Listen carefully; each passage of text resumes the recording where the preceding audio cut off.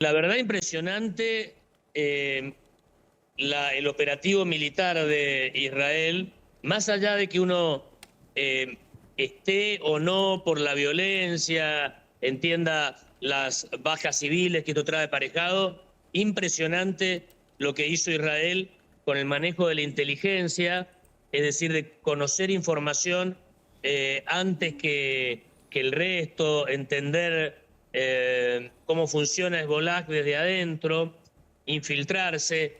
Esto es una seguidilla de acciones que fueron dirigidas contra este grupo terrorista que opera en el sur del Líbano, pero que hace tiempo ya controla prácticamente todo el Líbano.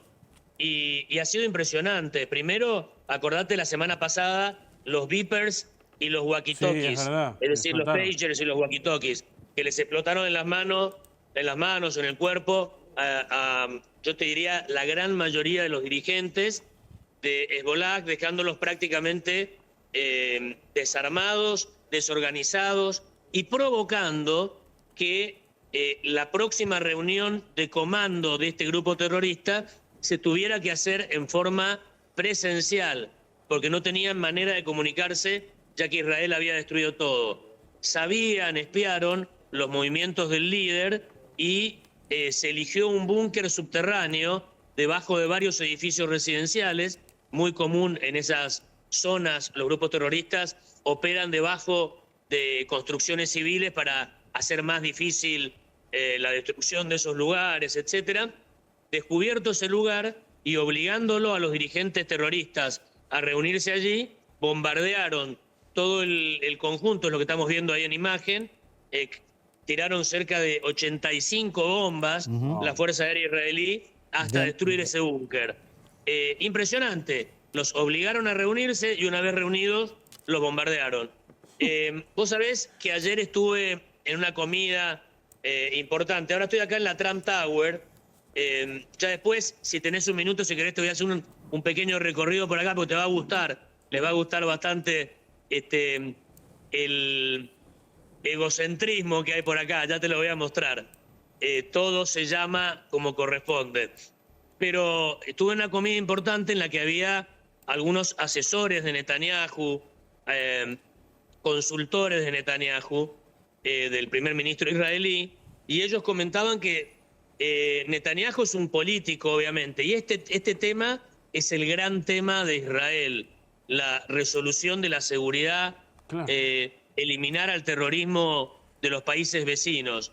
Y primero Hamás, ahora Hezbollah, más allá de la guerra y de las consecuencias de la guerra, para los objetivos políticos de Netanyahu es muy fuerte, muy positivo esto. Y la gran duda que queda es si Benjamín Netanyahu, que es grande ya, ha gobernado muchas veces Israel, esto lo está haciendo para seguir en carrera o como la última contribución de un líder político israelí al Estado de Israel para pasar a la historia. Es la gran duda que queda de la intencionalidad de Netanyahu. Nadia. Sí, ¿cómo estás, Luis? Nadia te saluda.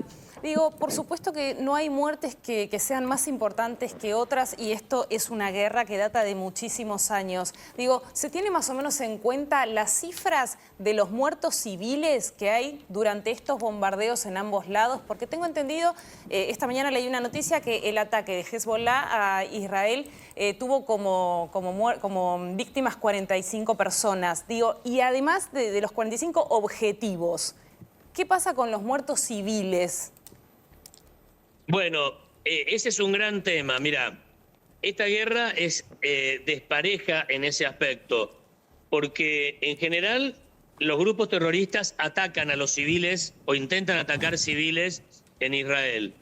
Pero Israel tiene alta tecnología que permite evitar esos ataques en un gran porcentaje.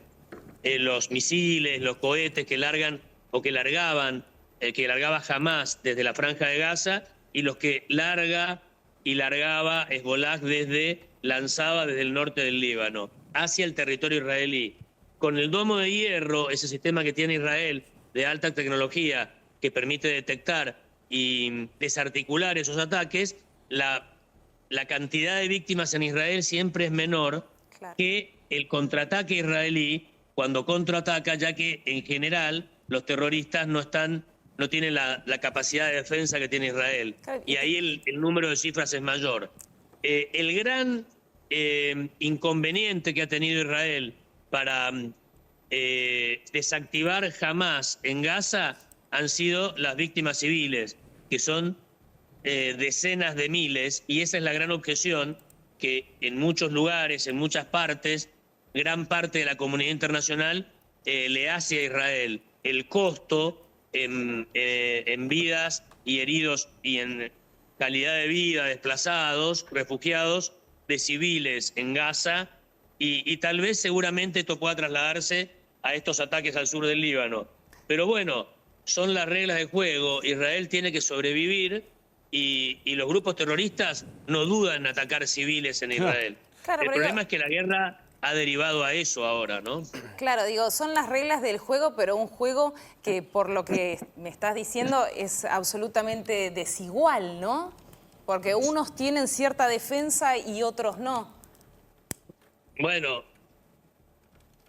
enhorabuena, digamos, para los israelíes que han logrado desarrollar esa tecnología. Son una democracia que trabajan en alta tecnología, desarrollaron invenciones. Del otro lado, se dedican a hacer terrorismo contra Israel. Gran motivación de muchos sectores de los países vecinos de Israel es destruir a Israel. Y eso es una motivación que no te lleva ni al desarrollo económico, ni al crecimiento, ni a tener alta tecnología. Claro, la desigualdad no es provocada por Israel, es provocada por Israel en parte porque avanzó mucho y por sus vecinos que se dejan gobernar por terroristas en ciertos sectores, obviamente no estoy generalizando, y su único objetivo es destruir Israel. Y en el caso, digo, porque, por ejemplo, cuando hablamos de Rusia, Ucrania, vemos un impacto, una relación muy causa-efecto directa para la Argentina. Yo me parece, por eso te quiero preguntar, quizá me equivoco, uno lo ve como muy lejano, ¿no? Muy ajeno a la Argentina. Digo, más allá de las fichas que se mueven en el mapa a nivel mundial. ¿Esto qué, si es que tiene alguna, qué repercusión puede llegar a tener o por qué nos puede llegar a interesar en el mapa económico y político? Bueno, ese humo naranja que estamos viendo ahí en Beirut, la capital del Líbano, que implica el bombardeo a ese conjunto de edificios que albergaban en su sótano o por debajo el Comando Central de Hezbollah y Nasrallah, ese bombardeo, ese humo naranja, implica que murió ahí el enemigo número uno que tiene la Argentina. Mirá. Porque ese señor y esa organización planearon y ejecutaron los dos atentados cruentos, sangrientos que sufrimos en la ciudad de Buenos Aires en la década del 90. La Embajada de Israel en el 92 y la AMIA en el 94.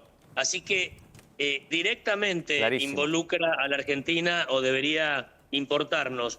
Ahí, en ese bombardeo israelí, murió el enemigo más grande de la Argentina. Clarísimo. Una más Nadia y Robert también, dale. Es una zona que está en conflicto desde hace muchísimos años, pero bueno, volviendo, y dudo que cese, pero volviendo a lo que me decías antes, que justo mi compañero habló, digo, también son puntos de vista ideológicos, ¿no? Porque hay una parte de la historia que habla de un genocidio también, ¿no? En Palestina, desde hace muchísimos años. Bueno, son puntos de vista, puntos de vista. Israel es una democracia, la única de la región. Los musulmanes que viven y palestinos que viven en Israel tienen voto, tienen representantes en el Knesset, en el Parlamento.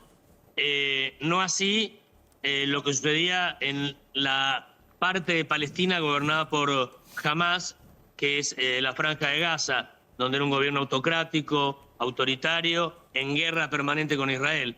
Obviamente, si analizás las razones de los unos y los otros, siempre son subjetivas, claro.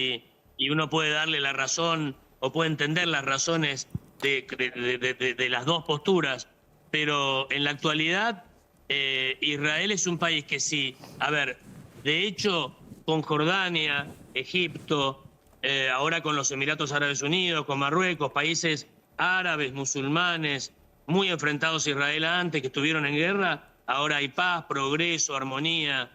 Israel no está en guerra contra el mundo musulmán.